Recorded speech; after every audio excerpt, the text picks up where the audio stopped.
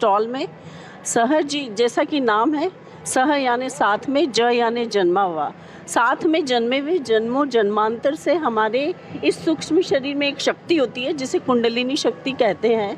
वो कुंडलिनी शक्ति जब मध्य मार्ग से निकलकर हमारे इस ब्रह्मरंध्र को पार करते हुए परमात्मा की शक्ति के साथ उसका जब मिलन होता है, जिसको योग यानी मिलन, तो सहज रूप से ही उसका जब मिलन होता है तो वो एक जीवंत घटना घटित होती है। जैसे बीज का पृथ्वी में अंकुरण होता है, वो स्वतः ही अंकुरित होता है, हम केवल उसको डालते मात्र हैं। ऐसे ही ये कुंडलिनी शक्ति हमारी बीज स्वरूपा है।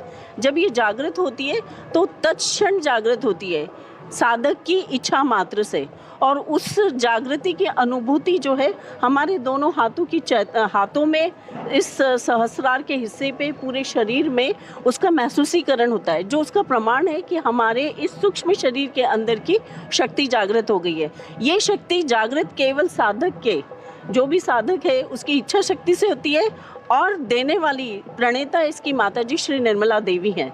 इनका नाम है माताजी श्री निर्मला देवी। माताजी इनको बोला जाता है निर्मला श्रीवास्तव। 5 मई 1970 को सहजयोग का ज्ञान इन्होंने दिया नारगोल में।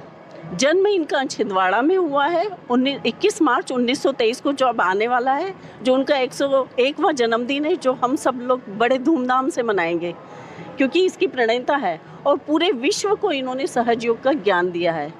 सहजयोग पूरी तरह से निःशुल्क है।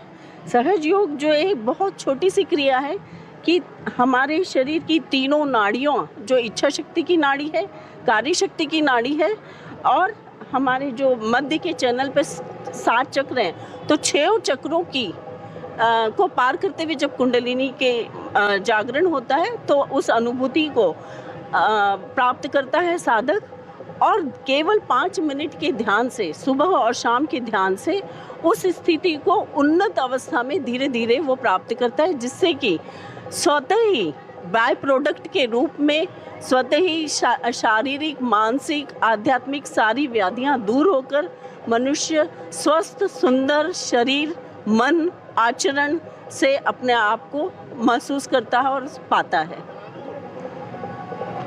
तो